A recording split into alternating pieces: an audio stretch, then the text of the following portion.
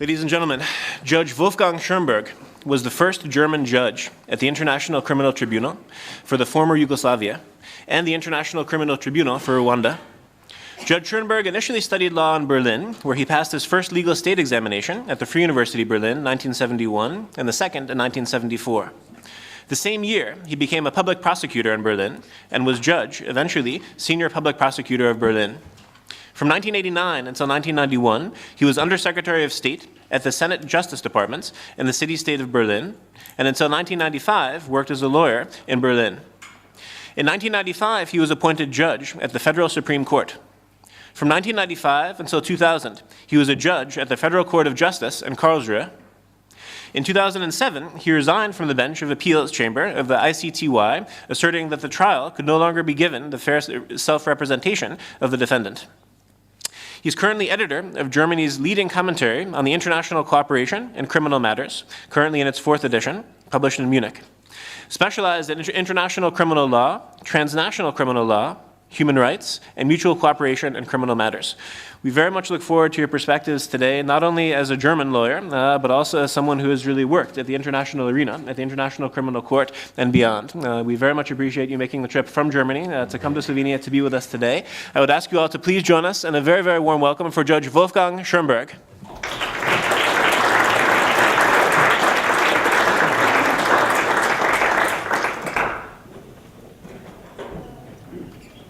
Thank you very much for this kind introduction. Excellencies, Prime Minister, ladies and gentlemen, dear colleagues.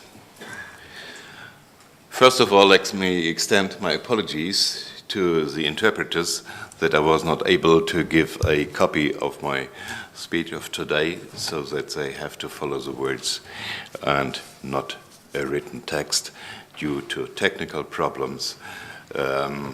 Not only in the air traffic, and I arrived late yesterday.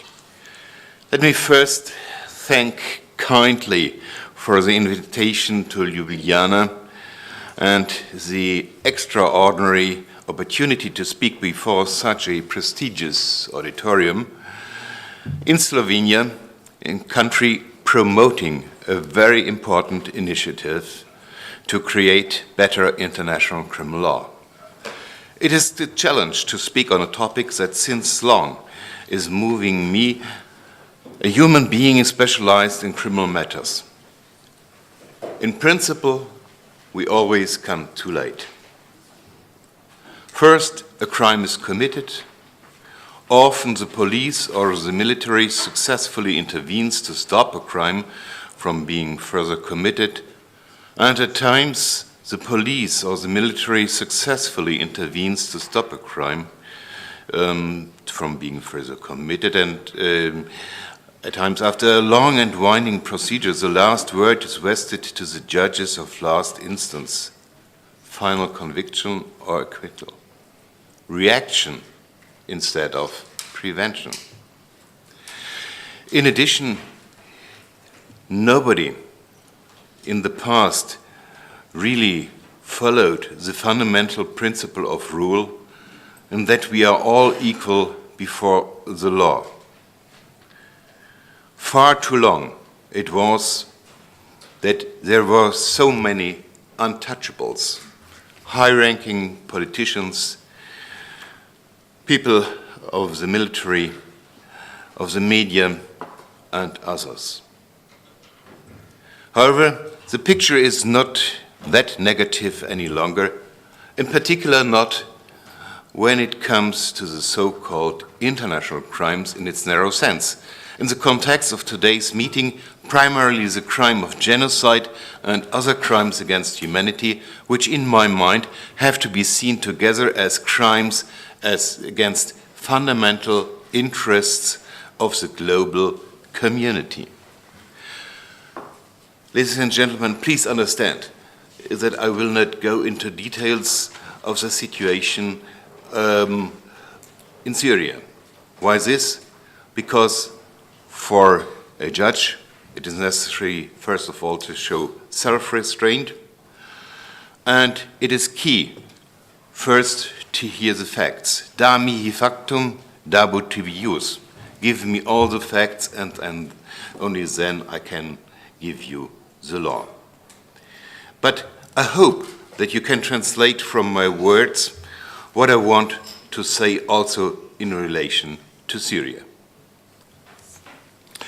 We have to acknowledge that in the last 2 years, decades, also on a transnational level since Nuremberg, for the first time ever in mankind, out of the blue, based on the shame emanating from the omission to protect, international criminal courts and tribunals have been established in the transnational fight against these heinous crimes. When it agreed to the Convention for the Prevention and Punishment of the Crime of Genocide, the General Assembly of the UN also adopted a resolution directing the work begin on a draft statute for such a court. This was the beginning of a visionary work. I refer to you the fundamental article of Vespasian Pella towards an international crime, where he, in a very visionary way, already in 1950 showed us the development that led 50 years later to the adoption of the Rome Statute, of the first permanent international criminal court, eventually a treaty-based international criminal court, unfortunately still confronted with hostility and at least non-cooperation by many and major states. No doubt, this approach undermines the extremely difficult work of the ICC. Nevertheless, in the work of the international ad hoc tribunals and also the tribunals in Sierra Leone and in Cambodia, the underlying law became alive and vibrant. No longer merely moot texts in conventions or the discussion of academics on what is customary international law. At the same time, the work of these criminal tribunals has triggered a fruitful synergy with the International Court of Justice, not tasked to adjudicate individual responsibility. In particular, in the application of the Convention on the Prevention and Punishment of the Crime of Genocide in Bosnia and Herzegovina versus Serbia and Montenegro, judgment of 26 February 2007. In particular, the latter decision cannot be underestimated.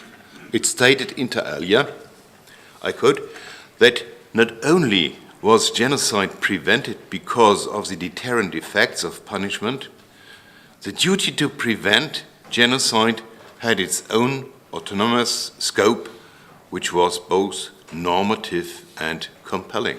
End of quote. Here we are, even the duty to prevent.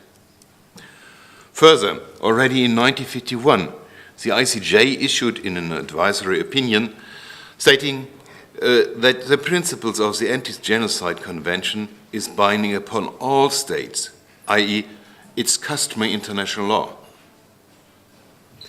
Today, however, I want to limit myself to the challenges of the judiciary in criminal matters. The question still remains, what can be the contribution of the judiciary in the framework of transnational accepted responsibility to prevent? To prevent, not only to describe and sanction these crimes.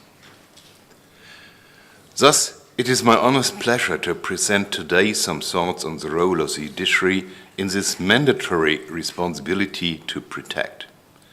The judiciary, that is not only about international courts or tribunals, but in terms of complementarity and subsidiarity, also regional, sub-regional, and domestic courts. The structure of my contribution flows from this topic. Let me give, at the same time, some examples on what is genocide in reality. what is the fact-finding and what was the fact-finding mission of international tribunals. One thing is to read and discuss a text on genocide. The other side is the reality and to hear about these heinous crimes from victims, their relatives, on a daily basis. I have to be honest and to say that it's difficult to stand this challenge as a judge, a prosecutor, a counsel, or first of all, the interpreters, to be confronted with these words about heinous crimes committed, also in part committed in this area, in the territory of former Yugoslavia. Ladies and gentlemen, what have we achieved as lawmakers and law enforcers on a global scale? Where are the gaps to be filled? Let me first turn to substantive law, genocide. The text of the Genocide Convention of 9 December 1948 is well known. The convention entered into force on 12 January 1951. It has to be recalled that the term genocide did not appear in the Charter of the International Military Tribunal. Instead, the term crimes against humanity was used to deal with persecution and physical extermination of national, ethnic, racial, and religious minorities. As one result of this approach, the United Nations Secretariat composed a draft text, prepared with the assistance of brilliant experts, in particular Raphael Lemkin and Vespasian Pella again. A first compendium was drafted and reworked by a committee set up under the authority of the Economic and Social Council. This draft was the basis of negotiations in the Sixth Committee of the General Assembly, which submitted the final text of the Convention for formal adoption to the General Assembly. Its obligation to prevent genocide dovetails nicely with the responsibility to protect, recognized in 2005 by the United Nations General Assembly and endorsed the following year by Security Council. The definition of genocide set out in its Article 2 is a much reduced version of the text prepared by the Secretariat experts, who have divided genocide into three categories: physical, biological, and cultural genocide. The Sixth Committee voted to exclude cultural genocide from the scope of the Convention, although it subsequently agreed to an exception to this rule, allowing forcible transfer of children from one group to another as a punishable act. The drafter also voted down by a very substantial margin an amendment that sought to add a sixth punishable act to Article 2. It would have enabled prosecution for imposing measures intended to oblige members of a group to abandon their homes in order to escape the threat of subsequent ill treatment. References to these debates have bolstered judicial decisions that essentially exclude ethnic cleansing from the scope of the definition. The unfortunate distinction, the separation of genocide from other crimes against humanity, was born. Highly disputed, in particular in relation to borderline crimes committed on the territory of former Yugoslavia beyond Srebrenica. Let me give two examples justifying, in my mind, such distinction under the law applicable at present. In relation to Prijedor, it was said in the ICTY case, prosecutor versus Milomir Starkic, charged also with genocide, I quote, "Despite the scale of the atrocities, after careful analysis of the facts, and the state of mind of the actors, the trial chamber was unable to infer the necessary dolus specialis for genocide. This dolus specialis, or specific intent, to destroy in whole or in part a group as such being the core crime, the core element of the crime.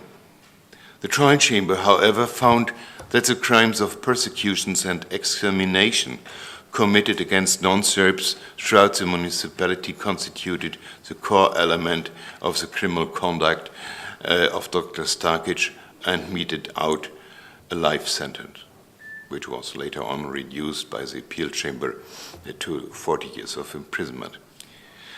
It reads in the judgment, in relation to killing of members of the group, the trial chamber is not satisfied that Dr. Starkic possessed the requisite dolus specialis for genocide, but leaves open the question whether he possessed the dolus eventualis for killings which may have been sufficient to satisfy the subjective element of other crimes charged in the indictment.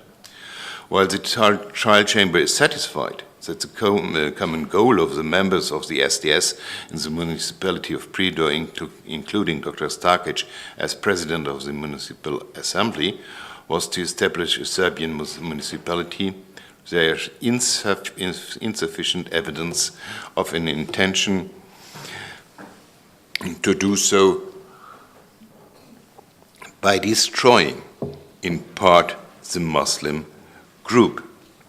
Even though Dr. Starkic helped to wage an intense propaganda campaign against Muslims, there is no evidence of the use of hateful terminology by Dr. Starkic himself, from which the dolus specialis could be inferred. Statements made by Dr. Starkic do not publicly advocate killings, and while they reveal an intention to adjust the ethnic composition of Prijedor, the trial chamber is unable to infer an intention to destroy the group. The intention to displace a population is not equivalent to the intention to destroy it, but you can see the close link between genocide and other crimes against humanity. Until today's date, nobody stands finally convicted before the ICTY for having committed genocide. Nevertheless, it's carved in stone that genocide was committed in Srebrenica. It was already mentioned. In the appeals chamber judgment, in the case prosecutor Radislav Kristic